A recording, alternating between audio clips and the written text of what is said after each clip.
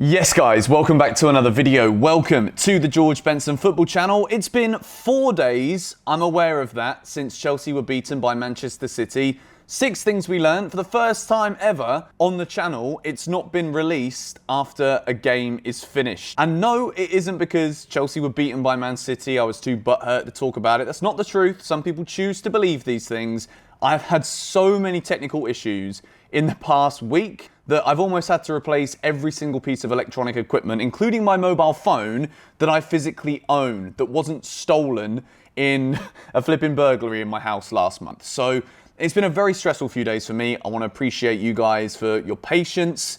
And those of you that don't want to just accuse me of being lazy, thank you very much for understanding that sometimes we're all human and these things just pile upon us in one foul swoop. But today I do want to talk about that defeat to City, even though it was 4 days ago and most of us have kind of pushed it to the back of our minds with a big game in the Champions League coming up in Turin on Wednesday night. We're going to look forward to that game a little bit. It's not the match preview. Going to look forward to that game, as well as the one key positive that just made me very, very happy from that game. At the end of the game, I looked at Ruben Loftus-Cheek's performance and I thought, even though we've lost that, and I didn't think we gave anywhere near even 50% of what we were capable of, at least Ruben put on a little bit of a show in the last 15 minutes. It wasn't game-changing to the point of changing the outcome of the match, but it certainly was game-changing in terms of seeing a Chelsea that for 75 minutes were arguably as bad as we've been in many, many months, to be honest, against a very good opposition.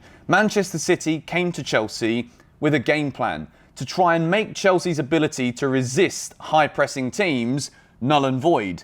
And they did that because Chelsea, in possession, didn't manage to control the shape of the game as well as we normally would. I think the key reason for that is there was no Mason Mount in the team. When you look at Chelsea's midfield three of Kovacic, Jorginho, Kante, there isn't any natural player within that three who likes to stretch the game out. And in that sense, I don't mean wide. I mean from the defensive area up towards the attacking third.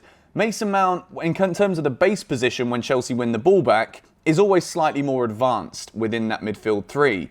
So when Manchester City were coming at Chelsea on Saturday lunchtime, we were so deep already that we couldn't get out of our defensive third or even the defensive half, to be honest. Man City did that very well, but at the same time, I saw a lack of fluidity, a lack of intensity is the main word that I would really use to describe the Chelsea performance against Manchester City on Saturday lunchtime.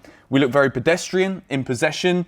There wasn't enough movement in the midfield three for us to be able to pick those passes with the defenders that we know are very good at carrying out the ball from the back. We weren't able to carry the ball from the back because City pushed so high, and those defence-splitting passes from Rudiger, Christensen, Aspi in the right centre-back position, it just didn't work out. We were losing the ball virtually every single time we had it, and it was super frustrating to watch because even though we know that Manchester City are a fantastic team, they didn't even have to play anywhere near their best. They just did the job that Pep Guardiola set them out to do, which was to press Chelsea, try and dominate the possession, and in the end they won the game from a deflected goal from Gabriel Jesus from a corner.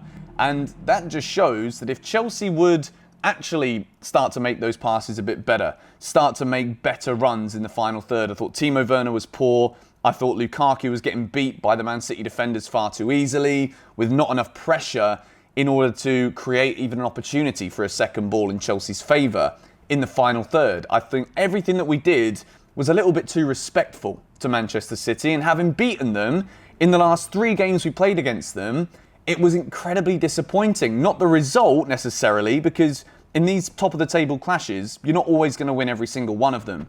But for me, the most frustrating thing about this game, and after this we're going to stop talking about it in a negative sense, the most frustrating thing was Chelsea's lack of intensity. And I think for once, Thomas Tuchel didn't actually act upon that lack of intensity at an early enough point to change the game. We did manage to get more involved in the game due to a substitution, bringing on Ruben Loftus-Cheek. But in my opinion, it came a little bit too late.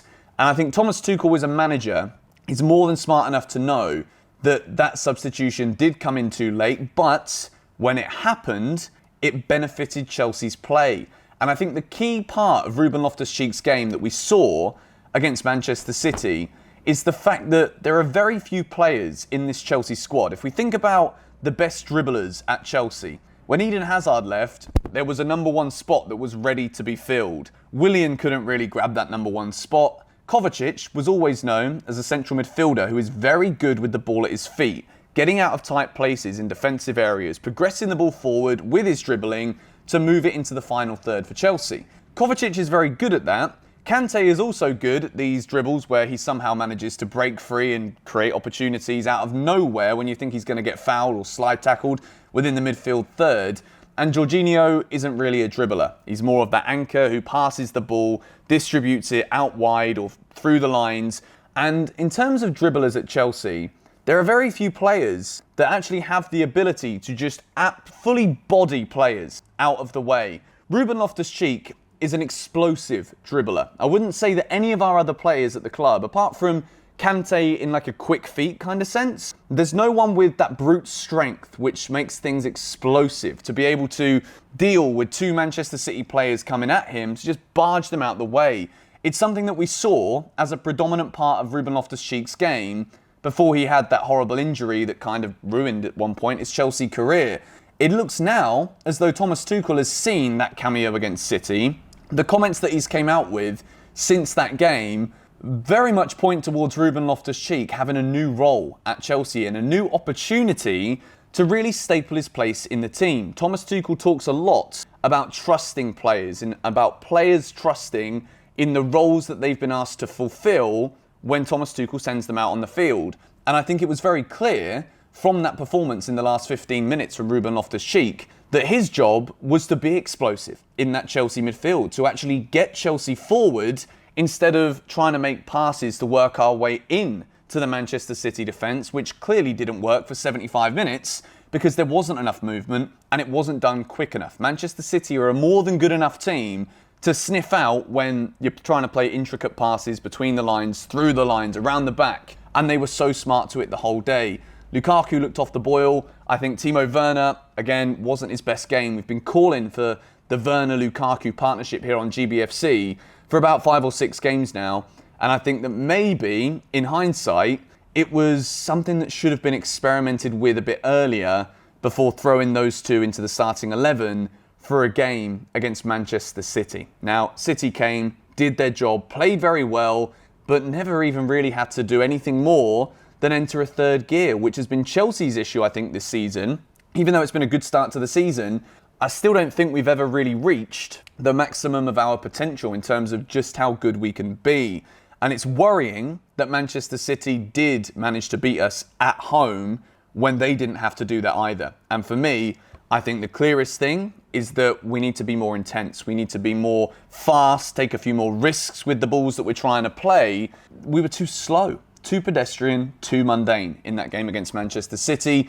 But Ruben Loftus-Cheek, I was absolutely delighted with what we saw from him. I think there's definitely things that he's going to have to learn if it's going to be one of the double six roles that he takes. And I certainly think there is a big shout now for Ruben to be in this Chelsea team. I think against Juventus, there's a high possibility that we're going to see Ruben Loftus-Cheek in the starting 11.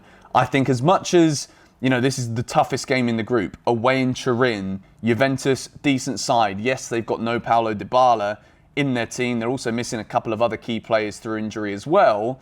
But I think Ruben has done enough to show Thomas Tuchel that he's ready to take on board the tactical nuance that Thomas Tuchel wants from his midfielders.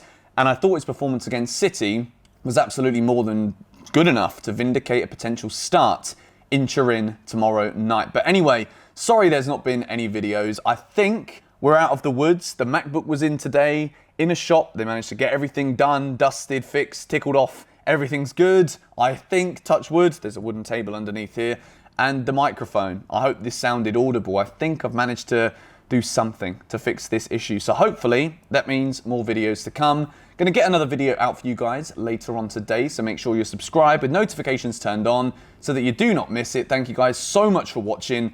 Massive game coming up tomorrow against Juventus. So expect your Chelsea-Juventus match preview first thing in the morning before the evening kickoff. Thank you guys so much. And I'll see you all later. Come on, you Blues.